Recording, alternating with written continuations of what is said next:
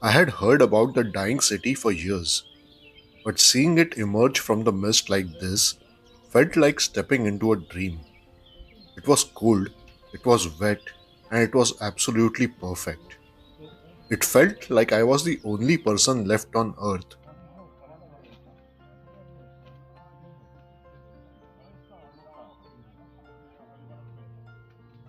Hello, all, and welcome back to Jolly Good Journeys.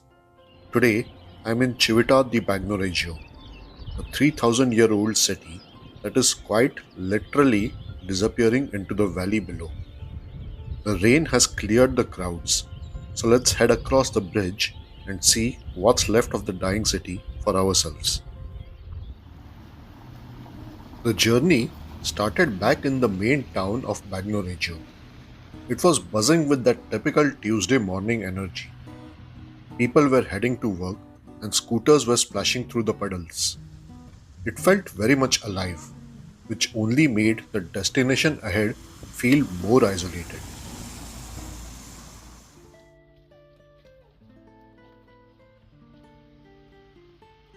Every step away from the center felt like leaving the modern world behind for good.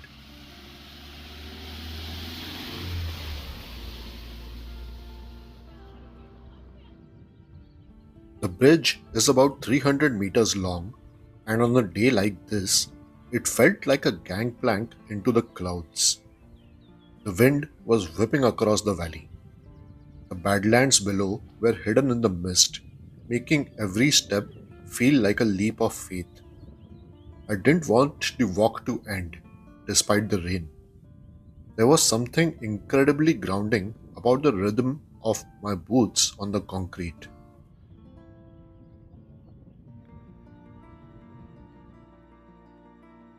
Walking through that massive stone gate felt like crossing a threshold. Suddenly, the sounds of the modern town were just gone.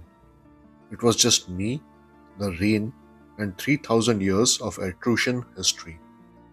The transition was instant and honestly a little bit eerie.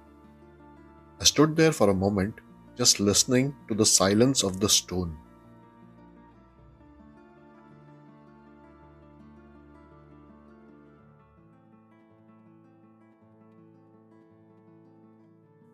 And of course, like always, I found a local resident.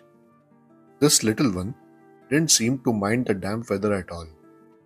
It's funny how a small moment like this makes a ghost town feel a bit less lonely. I wondered how many travelers he had seen come and go across that bridge. I wandered through the alleys for a while. The silence was heavy. I kept thinking about the people who once lived in these houses. Now, many of these houses are just holiday homes or completely abandoned. The stone under my boots felt soft, almost like it was giving away. It's a strange feeling, walking through a city that is quite literally shrinking every year. Every corner I turned revealed another ivy covered archway. I found myself whispering, even though there was no one around to hear me. It's that kind of place. It demands a certain level of respect. The rain was picking up, but it only added to the textures of the ancient walls. You could see the moss clinging to every crack. I noticed how few shops were actually open. The town felt like it was holding its breath, waiting for the sun to return. I took my time exploring the side paths that led right to the cliff edges. You can see where the ground has simply fallen away.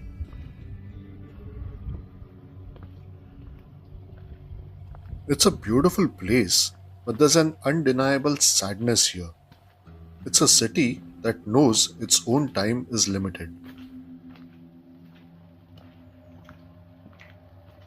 Before I left, I wanted to find out exactly how much longer they think it has left. I stepped into the museum to dry off and get some context. They had this great exhibition about the history of the bridge. I learned that before 1965, the access was totally different. Seeing the old photos made me realize how much of a lifeline this concrete bridge really is. Without it, the city would have been lost to the valley decades ago. It was fascinating to see the engineering struggle against the landscape. It's a 60-year-old story of human persistence. We refuse to let this place go quietly.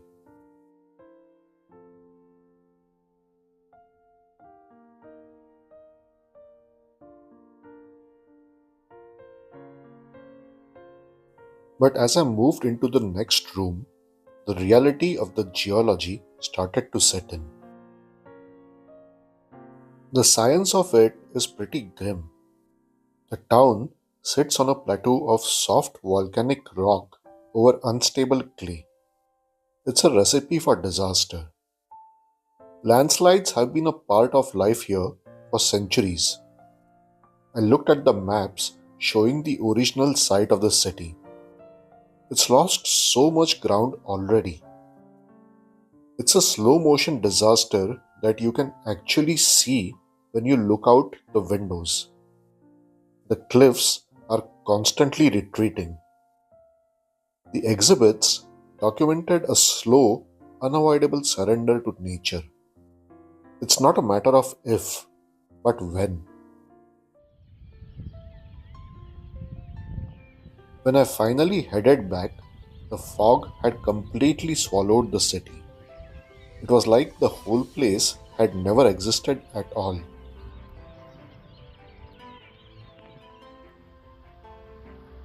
It was a quiet reminder that nothing here is permanent, not the stone, and certainly not us. Coming back into Bagnoregio was a total shock to the system. The noise, the cars, the movement, it was all so loud after the silence of Civita. It made me appreciate the stillness I had just left behind. Next, I'm heading south to explore the dark stone streets of Viterbo. Thanks for joining me on this rainy journey. I'll see you again next Saturday.